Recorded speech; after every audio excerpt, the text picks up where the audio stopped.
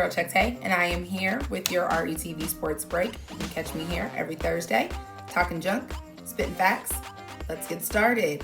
Just when you thought we were done talking about the NFL pre-Super Bowl, Roger Goodell gets on TV and starts talking. So, again, as always, if you're living under a rock, last week we talked about Coach Brian Flores and his discrimination lawsuit against the NFL, which has now prompted Roger Goodell to get on my TV and say how he has fallen short in hiring diverse candidates, so on and so forth, is the short version of what he was talking about. So it got me to thinking, okay? So the Rooney Rule, again, if you're unfamiliar, the Rooney Rule says that a coach of color has to be interviewed during the process for head coaches and other personnel.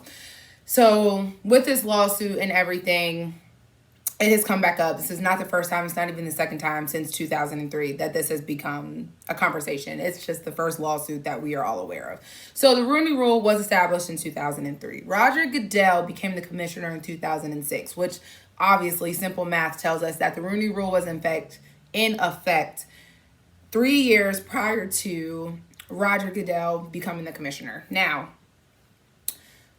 that means from now, between then and now, 2022 to 2006, all of these years, it never occurred to you that we're not doing this.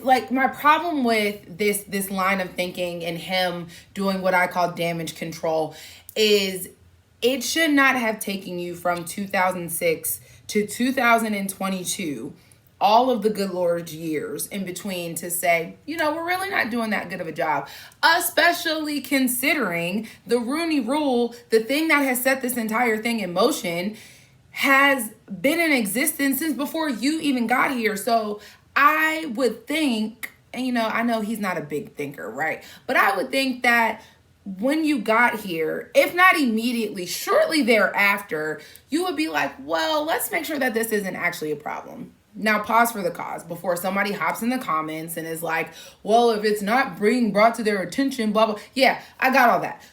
But also, it shouldn't need to be brought to your attention by way of a lawsuit for you to do anything about it. And also, if we backtrack to 8 or so weeks ago, maybe a little more than that, it came out that Mike Tomlin is now the only black head coach in the league at all. You should have did something about it then. If not before, in the years prior and past, when that came out somewhere around, I don't know, it was sometime in the last couple of weeks, that he was the lone star black coach left in this entire league. Somebody should have been like, hey guys, maybe we should fix this. This sounds like a problem. And text messages and lawsuit aside, it's just this just sounds like damage control. That's what this sounds like to me. It sounds like damage control. He gets on the TV and says, oh, it's just, I fell short and it's on me. It is on you on a low, but also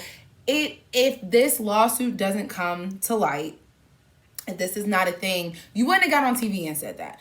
And that's my problem with it. It tells me that you're actually not that concerned about it, because this has been going on for years. Like I said, this is not even the second time since 2003 that this type of conversation is being had behind the Rooney Rule and coaches saying they're being discriminated against, so on and so forth. And obviously the Rooney Rule was created because something happened in 2002. So I don't like it. I'm not really going to spend too much more time talking about it. We are going to follow the lawsuit as different things come out.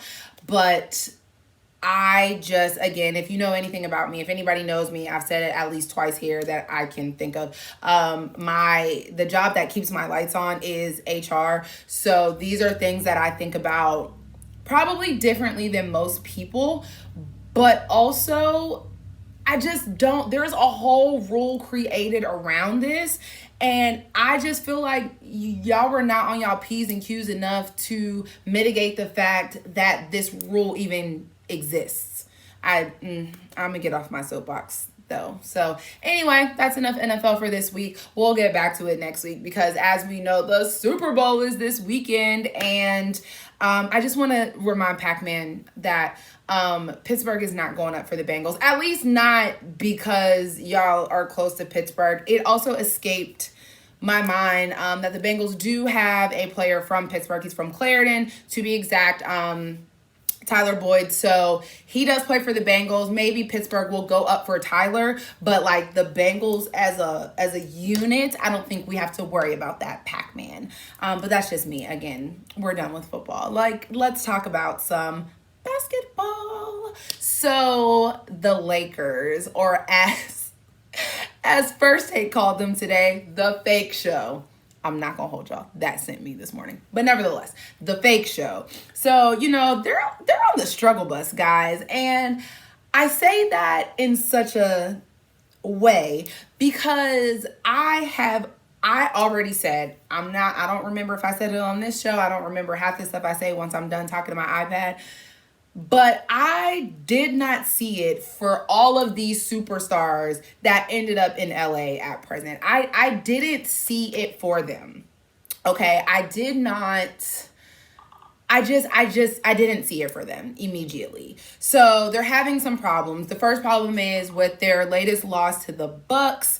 They have fallen to 26 and 29 overall. They have lost 3 of the last 5 games that they have played. And Russell Westbrook there's just a lot of, I'm not even exactly sure exactly what's going on. I said exactly twice, but here we are.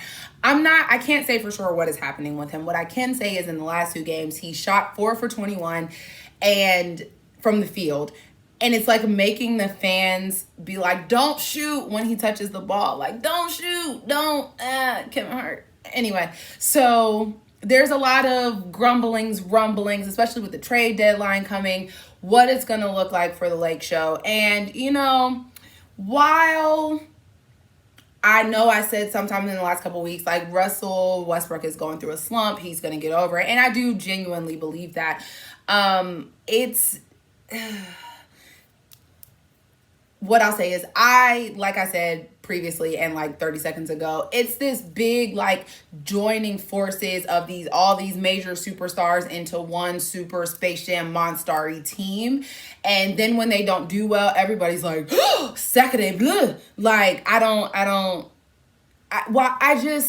have qualms, concerns, and questions. But nevertheless, as I mentioned, the trade deadline is coming up. So, of course, like LeBron's on his, we're going to do this together. And that includes Russell campaign. And yet you don't control that, though, LeBron. So I don't really know what the fate of Russell Westbrook is going to be, or anybody over in that general area, right? We don't know what's going to happen. Some crazy trades have already happened. There's some talks of crazier trades happening. We'll get to that in a second.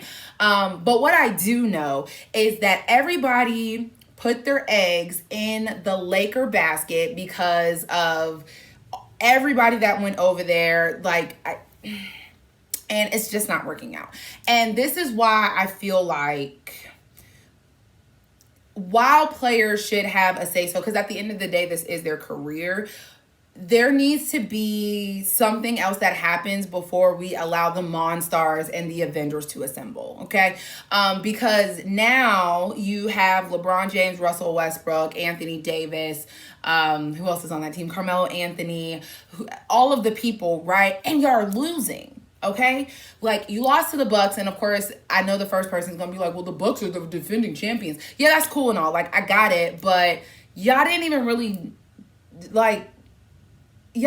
think that the Bucks were going to win that. Like, yes, once they got a little closer to it, it's like, oh, they have a real chance. But it's like, when you talk basketball in this day and age, do you mention the Bucks? Sure. But, like, just in the last, like, couple of years, like, in the last, like, 5 years, maybe, wasn't nobody checking for the Bucks.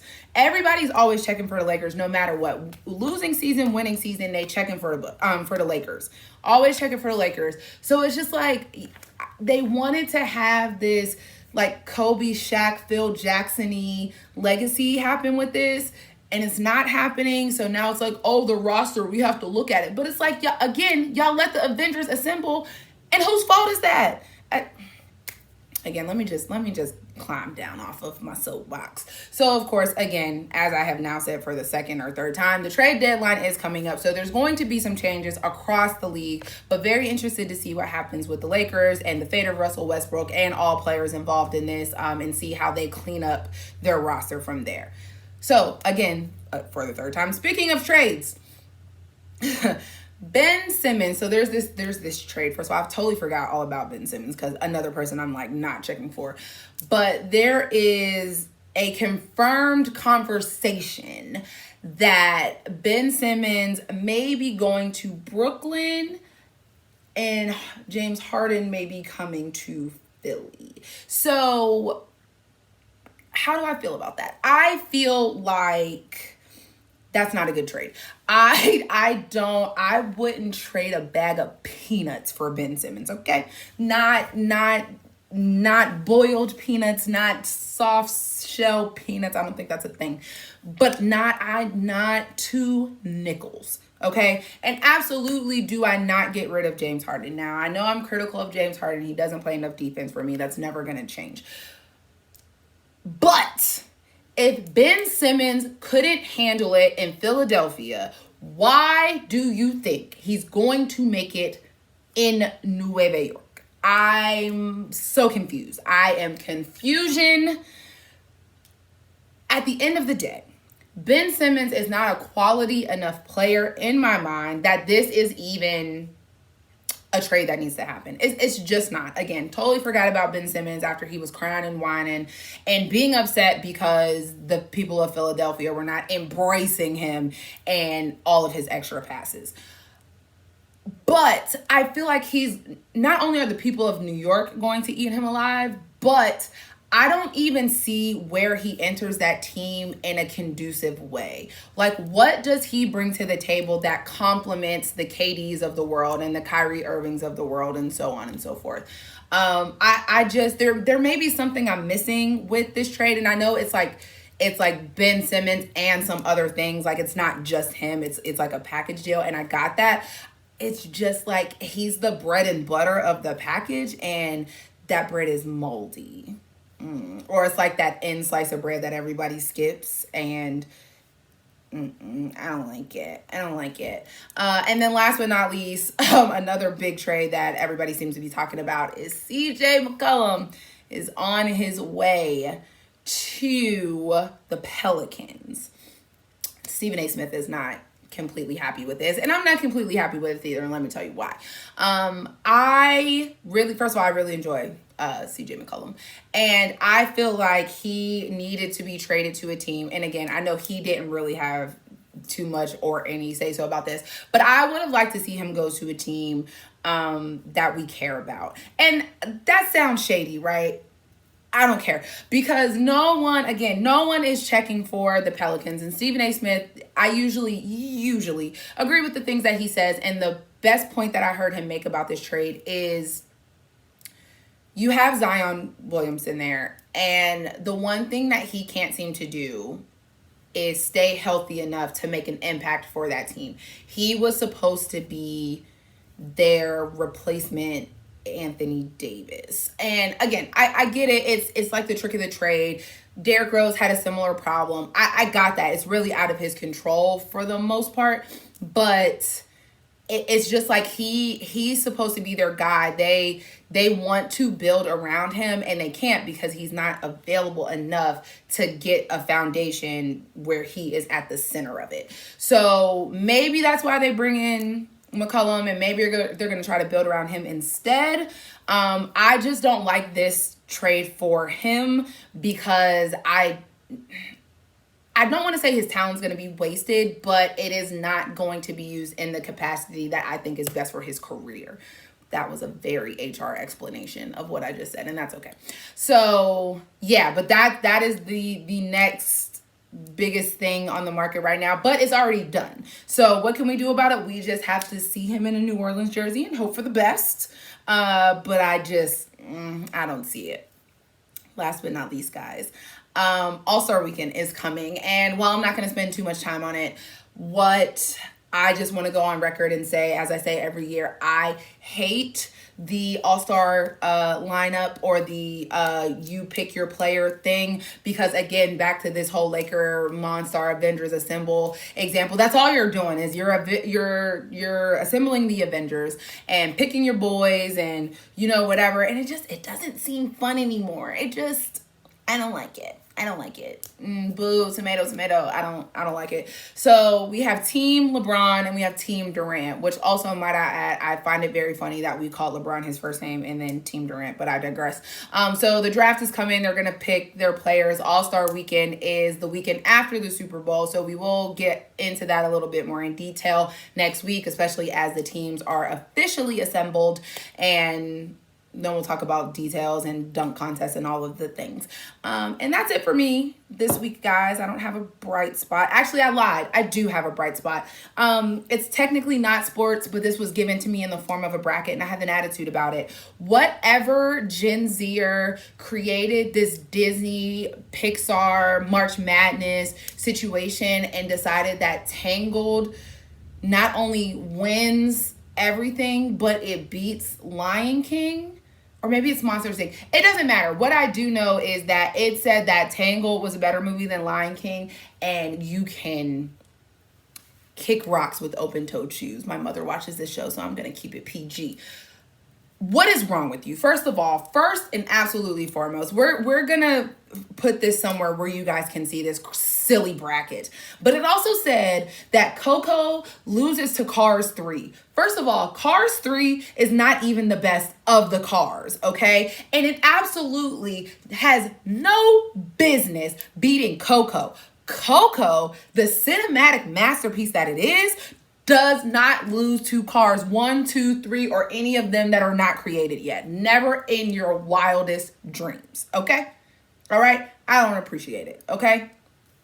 So again, we're going to put this bracket somewhere where you guys can see it, and, feel free to hop in my DM and talk to me about it if you feel so strongly. But what I do know is that Lion King wins. It just does. And Pixar has some good contenders, right?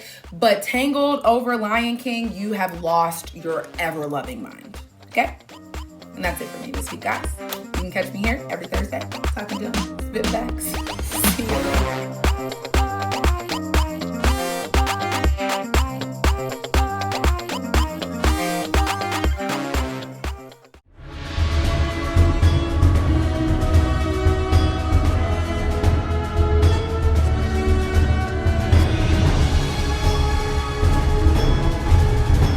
This is Tyron and Nicole with your weekly RETV News Break.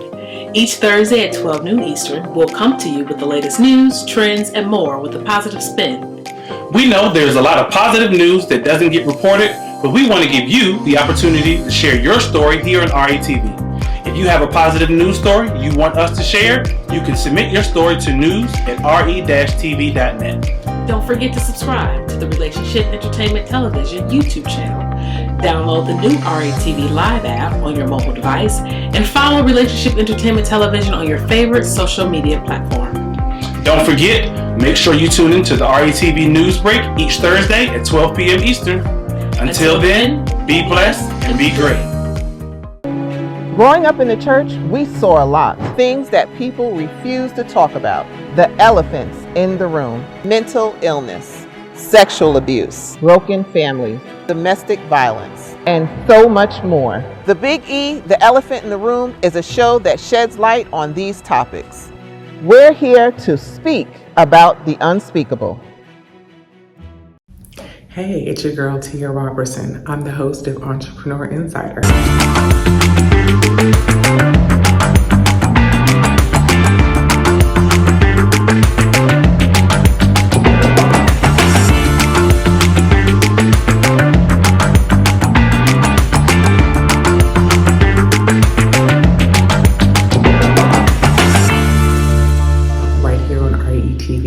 Every Thursday at 6 p.m. Eastern for entrepreneurs and news that you need to know about. See you there. Welcome to What's Going On? My name is Demita Joe. Each Wednesday, you can find me here at 3 p.m. I'll be over here discussing different things that are going on and try to bring you a boost of positivity for your week, because we all need this. We're going to share some feel-good stories. We might find a hometown hero. We may take a look at some trending topic. And sometimes we might even find a lesson in a not-so-warm and fuzzy story if we can. I'm Damita Joe, and I'll see you guys on the next episode right here on What's Going On?